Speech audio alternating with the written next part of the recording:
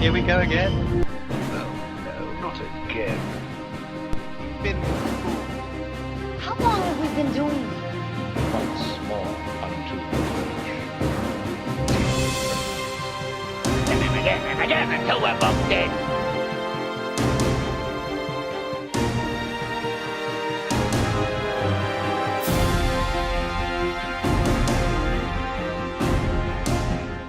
Hello and welcome to You've Seen It Before, movie reviews with connections in mind. Blade Runner 2049 is directed by Denis Villeneuve, I believe that's how you pronounce his name, and it stars Ryan Gosling and returning to the role, Harrison Ford as Rick Deckard, and it's set 30 years after the events of the original Blade Runner from 1982, and it follows the story of Agent K, played by Ryan Gosling, the new Blade Runner who goes off in search of retire some more replicants, and he comes across a mystery that, once it's solved, could unravel a already unstable world order at this point in regards to human-replicant relations.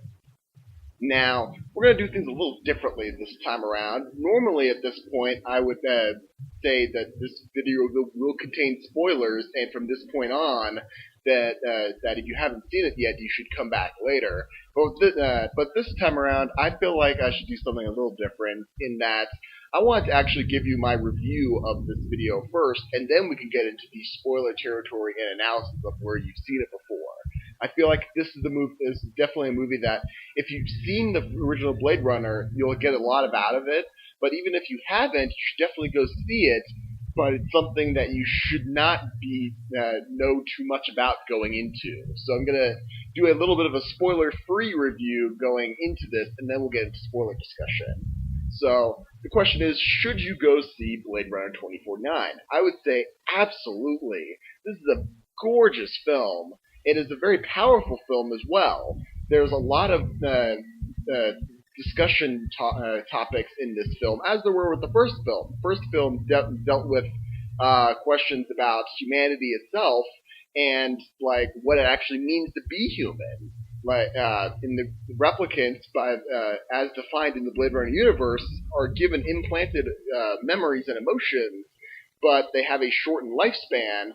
And the question is however long you live, humanity? Are your memories what make you a human? What constitutes soul is the main question. And it's these kind of questions that Blade Runner 2049 asks, and it's very important that people ask these questions. And the way the movie presents them, it presents it in such a way where it doesn't actually give you all the answers, and you really want to dive into them. And aside from all the philosophical talk, this is a gorgeous film to look at. There's a great cityscape and setting of all of throughout the film. Probably one of the best things about this film is that there's actually very less CGI than you might imagine. A lot of these sets that they use are practical, and it just shows in the design that. Much like other movies that haven't done that before, have done futuristic cityscapes before, if you go too heavy on the CGI, then it's going to look very cheap and fake, and you're not going to be able to immerse yourself in it. Not so with Blade Runner 2049. This is an easy world to immerse yourself in. It's something you want to immerse yourself in, even though it is a fairly bleak world. It's kind of important to face that.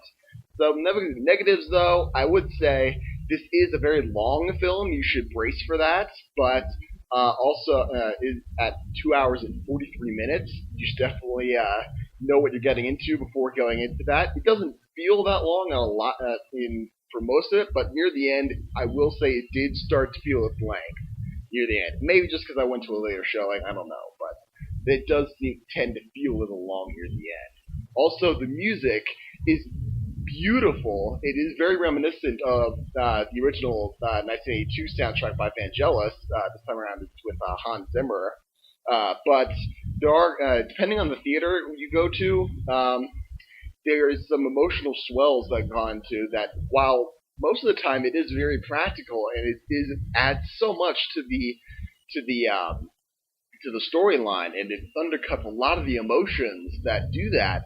Other times, though, I would say that the music can get a little loud at times. Depends on it might have just been the speakers at the movie theater, but sometimes it's just not called for, and it's like a very loud emotional swell that you really didn't need. But those are some fairly minor things to critique on that part. But overall, I would say yes, definitely go see this film.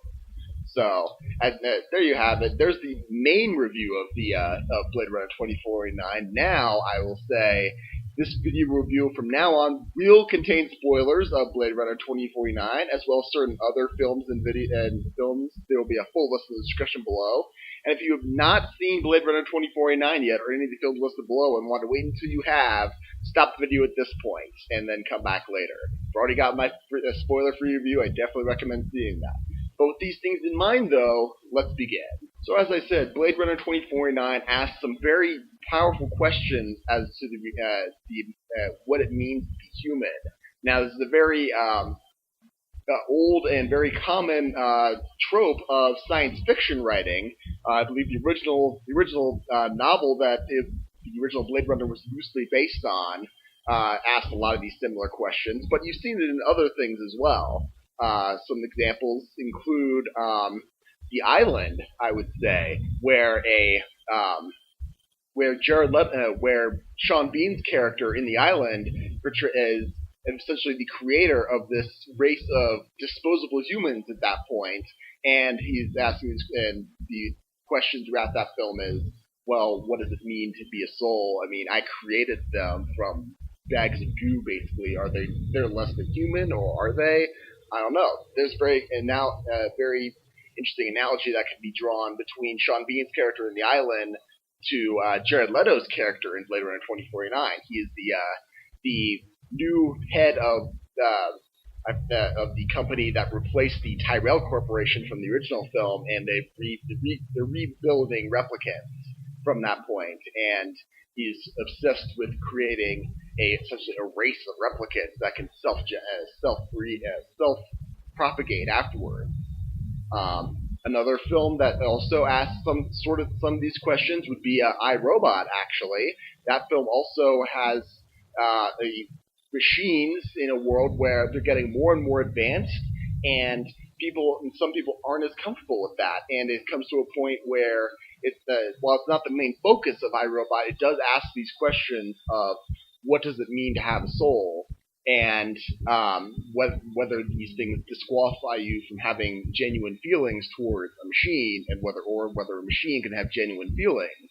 Another interesting parallel from TV this time would be Star Trek: The Next Generation with the character of Data.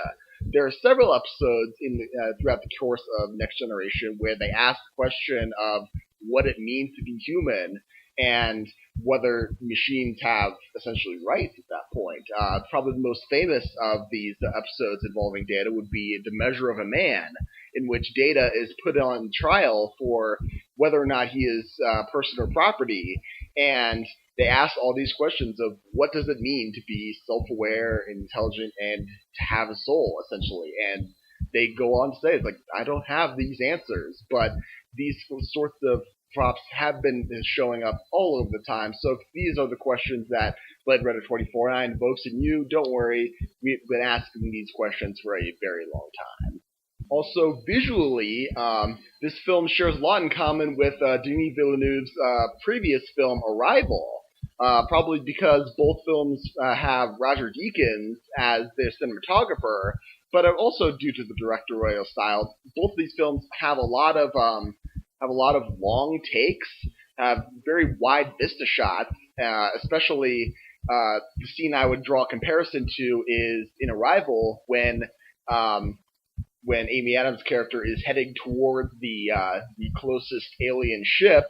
The build-up to that scene is very beautiful, and the music itself also has a very distinct feel to it that is very reminiscent of what you see in Blade Runner 2049, especially in the opening scene in which Agent K is flying out over a field of protein farm, essentially, and he's heading out to the residence of Dave Bautista's character, who is a old Nexus 7, I should say, replicant, and he is able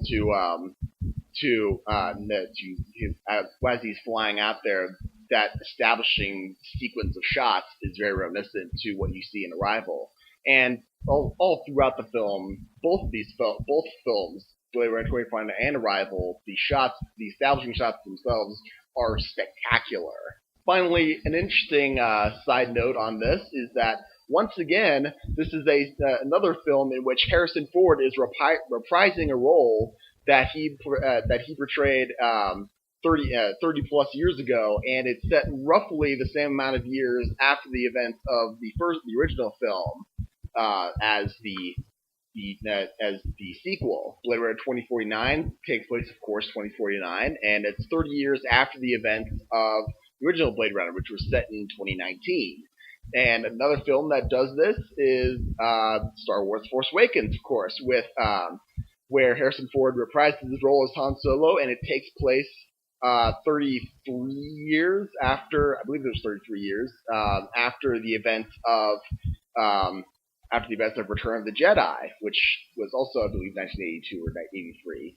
So it's not quite the same, but it is an interesting parallel there, where Harrison Ford is bringing new life into these roles as essentially old man Han Solo and old man Rick Deckard, and he's actually adding things to them, which is not an easy feat to do, and not an easy thing to do twice in a row. So who knows if whether he succeeded to do that in Indiana Jones: The Kingdom of the Crystal Skull is up for interpretation. The general consensus is that he didn't, but who knows what'll happen when the new Indiana Jones movie comes out in the near future.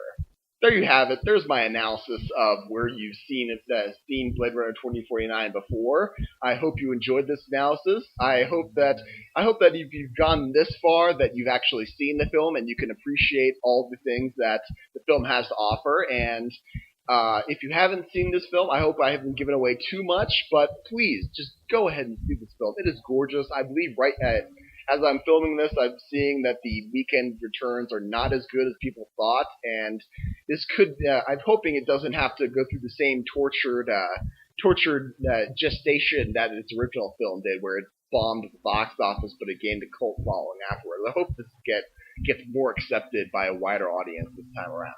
Thank you for watching. I appreciate whatever audience I can get, and just remember, there's nothing new under the sun, and yes, you have seen it before.